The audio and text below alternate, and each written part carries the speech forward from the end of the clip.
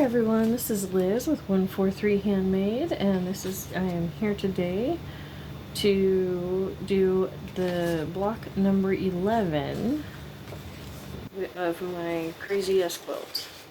This is the third one I've done, and this is for my living room, so you may see my kitties out here and whatnot, and that's totally fine because it's for me. But rest assured that when I do work on customer stuff, it is not when they are in here and the area is thoroughly cleaned first. So, but I've started with mostly very large things, but this time I found this little guy in my stash, and I believe this came from my Salvation Army, but it may have come out of the stuff that Rhonda sent me. I'm not sure which. But in either case, I'm going to start with this very small little piece today. And let's see, do I want to find something else small?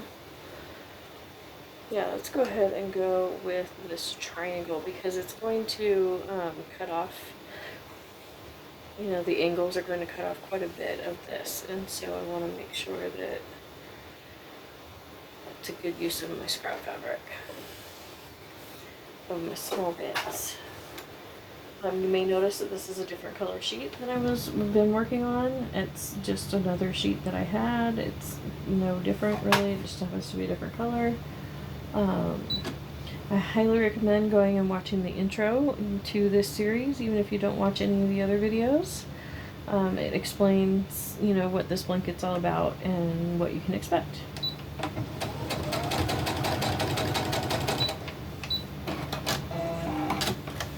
So, this is not about precision piecing. This is about sharing my thought process of how I grab random little scraps and put them together, and how my brain works during that process. I'm just trying to share that a little bit because I know some people struggle to let themselves go, and sometimes watching somebody else do it makes it a little easier next time because they're like, oh, okay, yeah, she did that and it worked. So that's what this is all about. Just figuring out how the different pieces fit. I just literally just grab them and lay them together. It's, you know, you'll learn. Your eye will adjust to doing a puzzle without the finished piece in mind. You know, just your brain will learn to think about just the next step, not the finished picture. So, let's see. I'm afraid that's going to fold over and get weird on the inside, so I'm going to go ahead and trim that off. That'll be a great little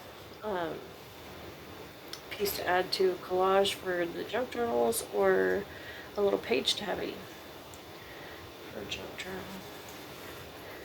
So, which I also make.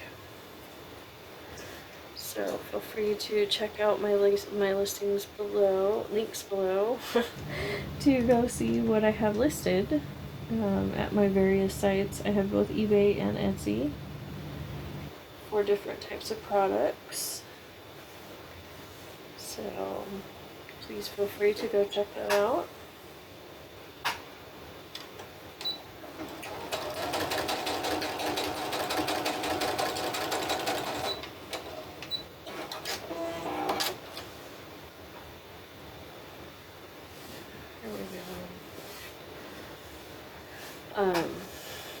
Just following the line around, you know, I try and put as little thought into it as possible. Just grab it. Will it fit? Nope, that's too small. Nope, that one matches this one. Okay, here we go. Here's one. That's long enough. And this is a boutique, so there is no like right or wrong. I can use either side. I have learned that I will just start flipping it back and forth and agonizing over it, and so I just, with that particular one, I just grab it and put it on, and wherever it fits, you know, whichever side is up, and because it just takes too much time. Because they're just, both sides are so beautiful and so similar. So, let's see. Not quite. It's close, but not quite. See, is this long enough? Yeah, that'll be long enough. I'll do this way though.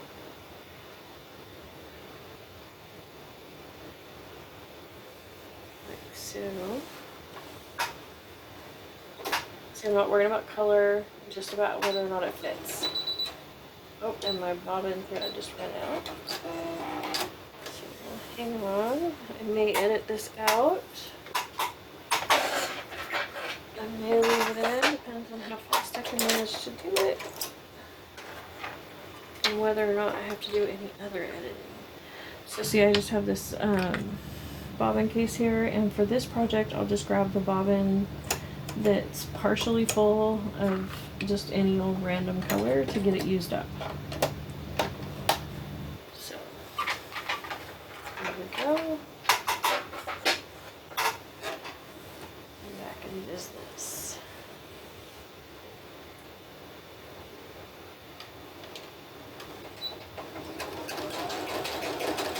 I do love these top loading machines. I just wish that you know, there was an affordable everyday machine that you could just use a spool of thread as your bobbin.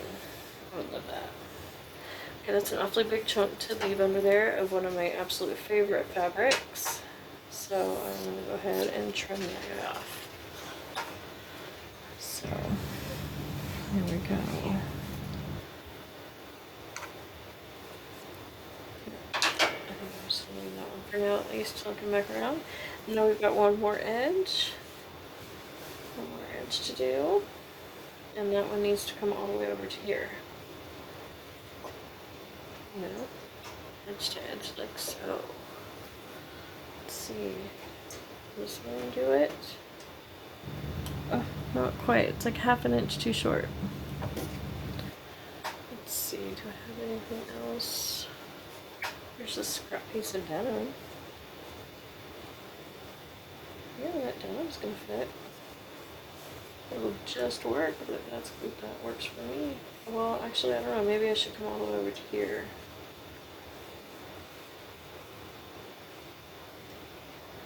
Let's see. If I lay it like so, and grab it, but come at like kind of this angle, and then come at this angle, it'll maintain all of those sides. Or I could just come across all the way over to here and just have one straight edge for this whole piece. So it really just depends on how simple you want to make it for yourself or how complicated. I think that I want to simplify things, so I'm going to just follow that straight edge and just take all of those angles and make it one solid straight side. But it's just one of those million different choices that you can make while you make a blanket like this, and there's no wrong way.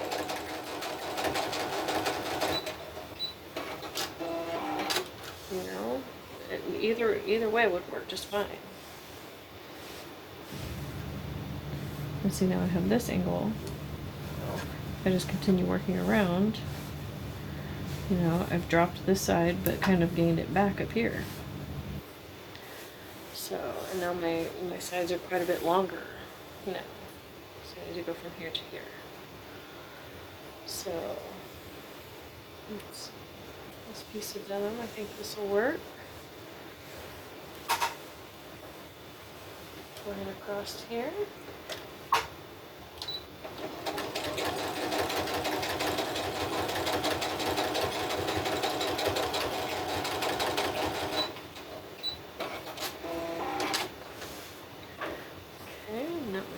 Get rid of this piece here and flip this back. Okay. And now let's see. I'm gonna come right along here and go. I think I'm gonna go ahead and go all the way down. Follow all the way to this one. I think. Let's see. How big is this piece? Okay, that's lined up perfect, you know. with that line. And it just fits that, like it just fits it. It was meant to be. So we're gonna go ahead and do that.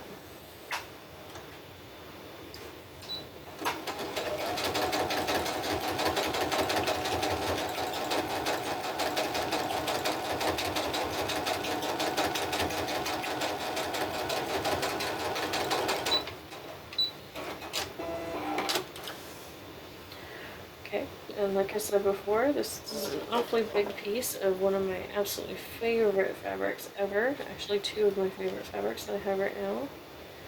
So I am going to go ahead and pick these threads out. And so that way that frees this up so I can trim that out of there. And it is a darker fabric under a lighter fabric. It might ghost through. I'm not sure. Just trimming it off like so. You know, I'm not worried about being super, you know, perfect with the seam or anything, but there we go. And now we lay that right down. And spin, spin, spin, spin.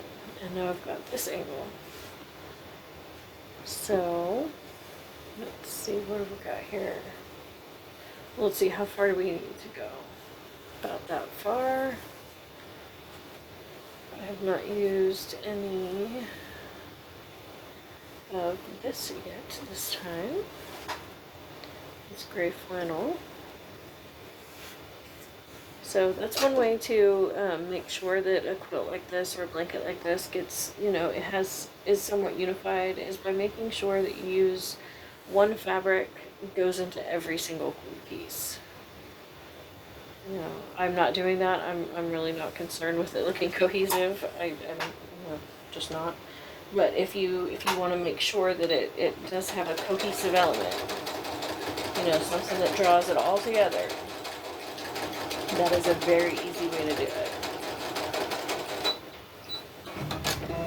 Because then you still have the freedom to, you know, just do whatever. But you're only picking one fabric. And I did not, like I said, I did not do that. But I think it will still be nice and cohesive because I'm drawing from the same pile of fabrics every time. So there's going to be fabrics that match, you know, in pretty much every block. Maybe not every single block, but pretty much every block there will be another block that has at least 2 or more fabrics in it that match. I'm not explaining that very well. I know what I mean, but the words are not coming. So let's see. This is not quite long enough. Let's see, that's a very wide piece of that. And I'll get that out of the way. So go ahead and use this. Let's do I have a shorter piece. No.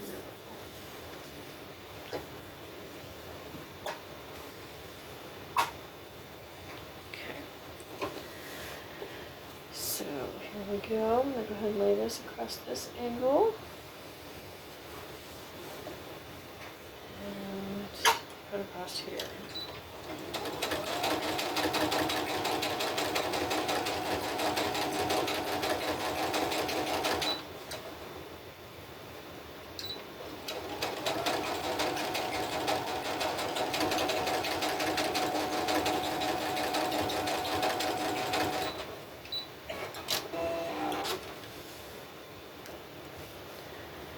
Because this is such a long and really piece, I'm just going to hack it off and get it out of there. And this one as well. And I do like to leave some of that extra back there. You know, those of you who've been watching, you've heard me say this, but in case this is your first video, I do like to leave some of this extra behind there. It adds some weight to the blanket without it being, you know, being a weighted blanket without it being weighted, if you will. That way I don't have to add, you know, those beads or anything like that. So, also I don't use batting, that's what it's called. Or I'm moving away from using batting. I have a couple of quilts that I need to finish that did use batting, but let's see, that's where the edge is. So, but yeah, I don't plan to start any new ones. Okay, now here's one of those things where I do try and not put matching fabric in the same piece, but I think that this corner, I think I can cover it up with this piece. And, nope, those angles aren't gonna quite work. I know this will work. So, but that's such a small amount that I'm not worried about it. I'm not worried about that duplication.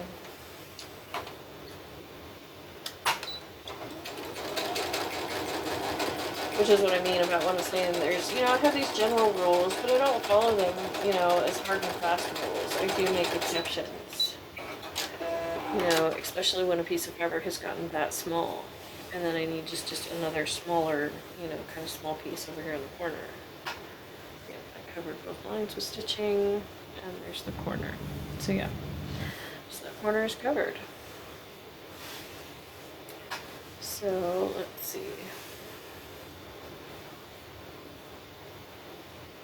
Grab some of these threads over there.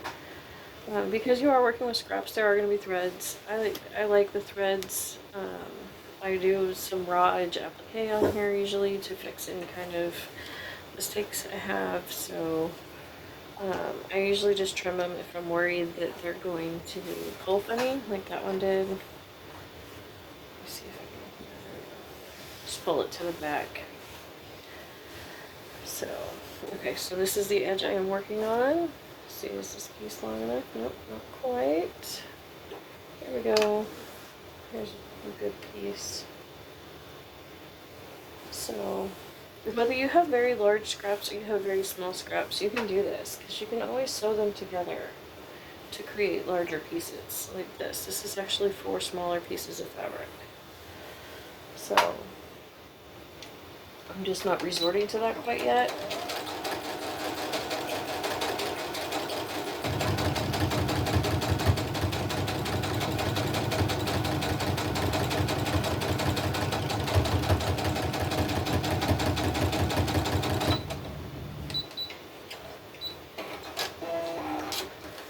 So, because I still have plenty of the big pieces, and I am trying to film it, so I don't want it to be, too ridiculously long, of course. Let's see, I think this will cover this corner. That's where the edge is. So this is where I need this to be. And it's going to be way too big, but that's good. Too big's better than too small.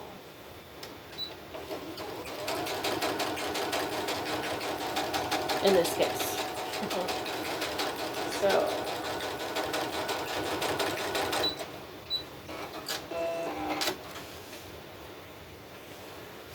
obviously covers the corner, stitching goes across the line. So that brings me to, this is my last corner. So I'm going to go ahead and somewhat follow that edge with my eye, the angle, not worrying about getting it perfect. Okay, and let's see, I already used that. There we go. This is some binding that I had created for my niece's quilt, and now I have this very long piece left over,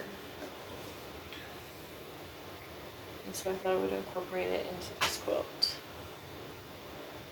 I thought about just folding it back and using it as the binding for this quilt, but I'm not sure that it would be enough, and I didn't want those to be the only time those colors showed up in the quilt, and so I just felt like it was better used in it. Because I want it. They're my scraps, and that's what I want to do. That's all it is. That's all you gotta do, You don't have to justify it. You don't have to make it make sense to anybody. It's your stuff. Do what you want to do with it. So, there we go. Oh, I trimmed my lining just ever so slightly. Not a big deal, but you know, it is something to keep an eye on. Make sure you're not hacking up your background. And so there we go. And did that quite get me to the corner? No, it did not. Okay, so folding this over. That is how big of a piece I need. I need something that big. Okay. So I'm going to slip this in here and airing towards the smaller side of this triangle. You know, there's still plenty left over, you know, so it'll have plenty to be strong and everything. And I'm come in here. Get my icing down.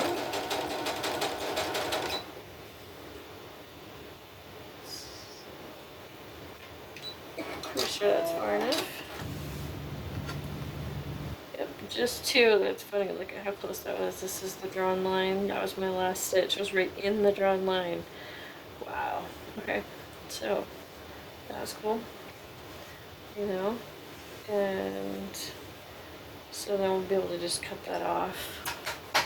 It's an awfully floppy bit that's able to give me trouble when I go to do the stay stitch around the outside edge. Okay, so those three corners are covered. This edge is covered. This is the corner. This is my only corner left. Okay, so fold it down to this edge, like so, and find something that will cover it, like this. Double check replacement, and then stitch it on.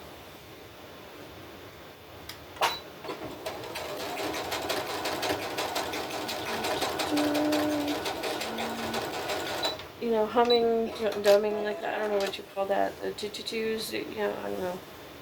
They help somehow. Okay, so now I'm gonna flip it over and making sure that my corners are down where I want them to be. Move over to my basting stitch and run around on that black line, or so, or just inside of it. Whatever makes you comfortable. You know, because the marker, you know, doesn't get right up against the edge of the ruler, and so if you do it right on that black line, you're gonna end up cutting some of it off. It's just inevitable, you're going to. If you do it just inside the line, then you're less likely to cut it off, but it'll still hide in your seam allowance for the next step.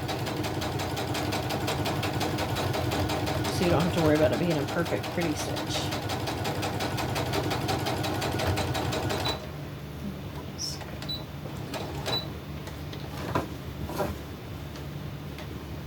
Just checking to make sure that corner didn't flip, because it is kind of one of those small triangular corners. And those give me trouble sometimes. They like to flip over. Yeah, that one just looked a little funny.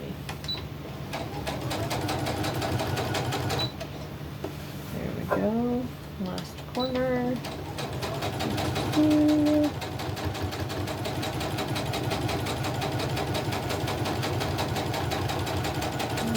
Coming all around.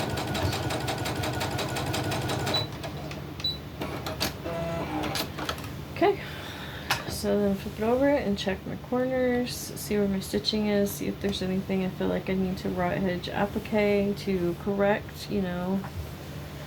But not on this one. This one looks really good all the way around. So thank you so much for joining me. And don't forget to check everything out below.